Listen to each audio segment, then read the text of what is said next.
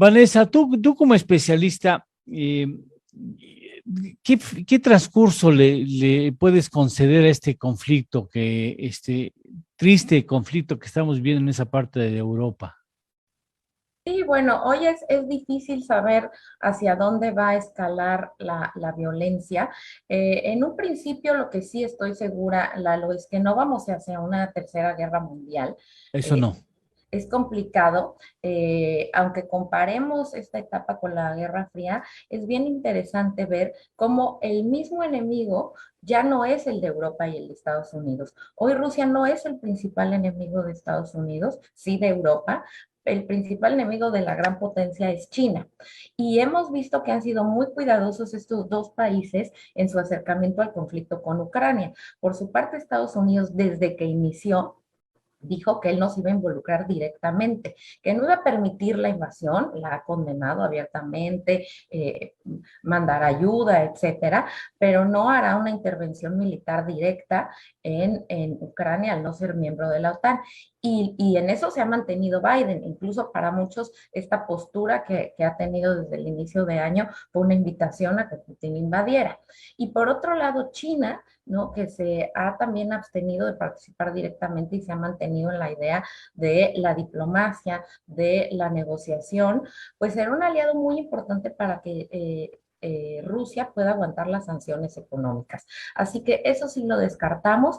Veremos una intensa escalada de tensión, sobre todo por la movilización de tropas de la OTAN a los países miembros que son frontera de Rusia y de su zona de influencia.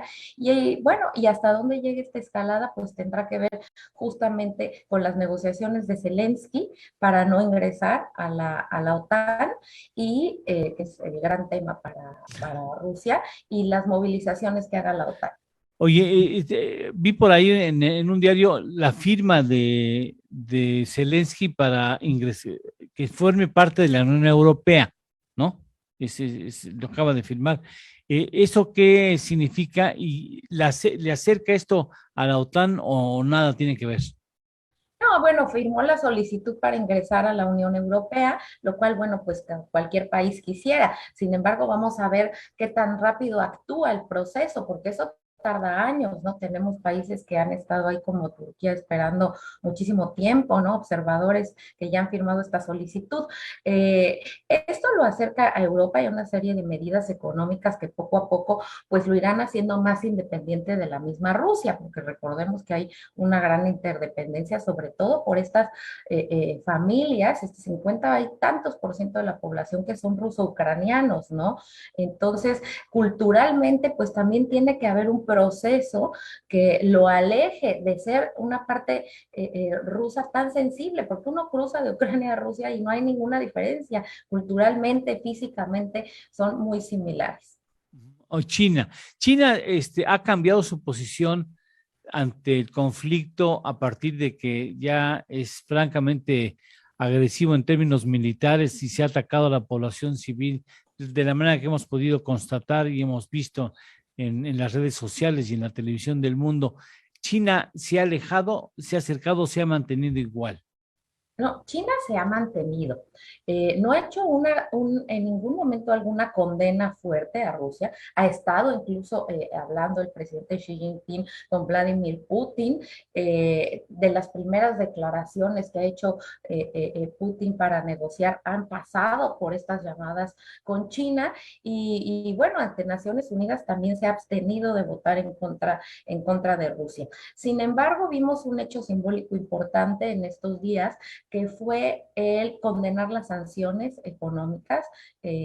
China dijo que estas sanciones a quien más afectan es a la población y algo que ya habían acordado, que era un acuerdo importante de trigo, Rusia y China, lo echarán a andar. O sea, es muy simbólico que en esta semana se eche a andar ese acuerdo de venta de Rusia a China de trigo, porque implica justamente esta alianza económica que habrá de ayudar muchísimo a Rusia para poder aguantar los embates de las sanciones económicas.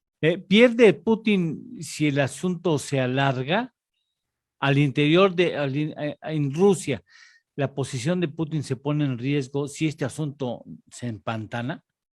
Pues mira, Putin, Lalo, a diferencia de Macron, a diferencia de Biden, tiene altos grados de popularidad. Bueno, igual que Zelensky, que esta semana ha Sí. muchísima popularidad. Es un mandatario muy querido. En pocos países tú vas y venden el llavero, la playera y el encendedor con la cara del gobernante y los mismos ciudadanos la compran. Este es el caso de Putin, que tiene muchos seguidores al interior. Claro que una acción muy prolongada, como lo ha visto Estados Unidos en las invasiones, lo debilita al interior y también Sí. hacia los ojos de los europeos. Sin embargo, bueno, una escalada de tensión prolongada, lo que va a ayudar es a reactivar los mercados de armas.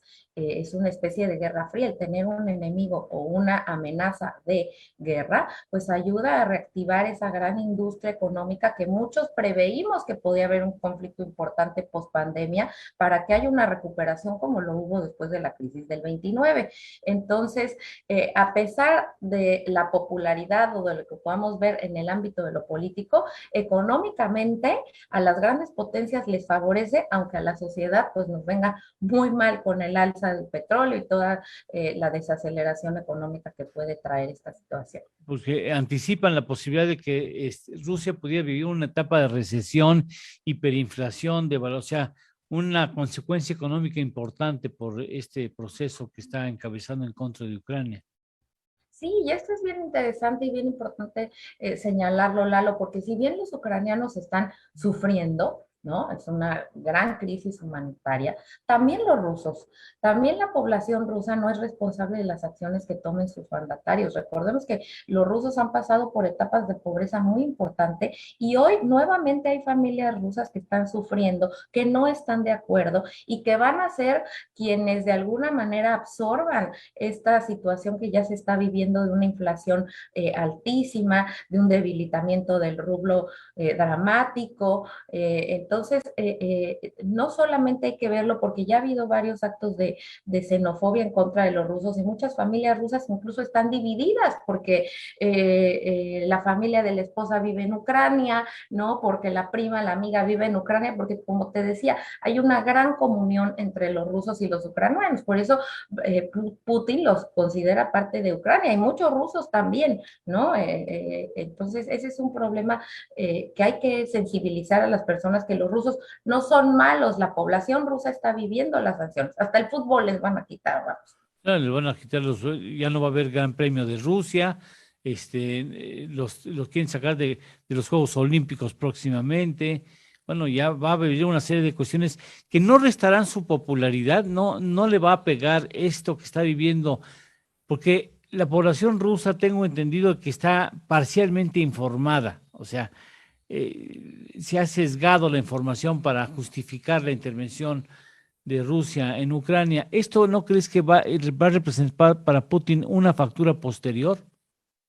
No, desde luego, si esto se prolonga, si la gente sigue sufriendo de esta forma, pues claro que va a repercutir, como le ha repercutido a todas las potencias que han invadido, ¿no? Finalmente, por más que la información sea sesgada, que haya este discurso de desnazificar a Ucrania y del peligro que significa, bueno, pues lo que importa es el bolsillo y que tenga uno para comer al día siguiente, y esto es lo que estamos viendo que se le está afectando a la población rusa nuevamente, ¿no? Es un regreso a estas épocas de restricciones que ya habían vivido los rusos, que no quieren pasar. Y además hoy, pues no es la Guerra Fría, ¿no? Hoy sí llega la información de sus familiares, de sus amigos que están afuera. De forma inmediata hay un apoyo a Putin de muchos, no de todos, pero también es cierto que a los rusos les genera temor tener bases militares en sus fronteras, ¿no? De alguna manera es como si nosotros tuviéramos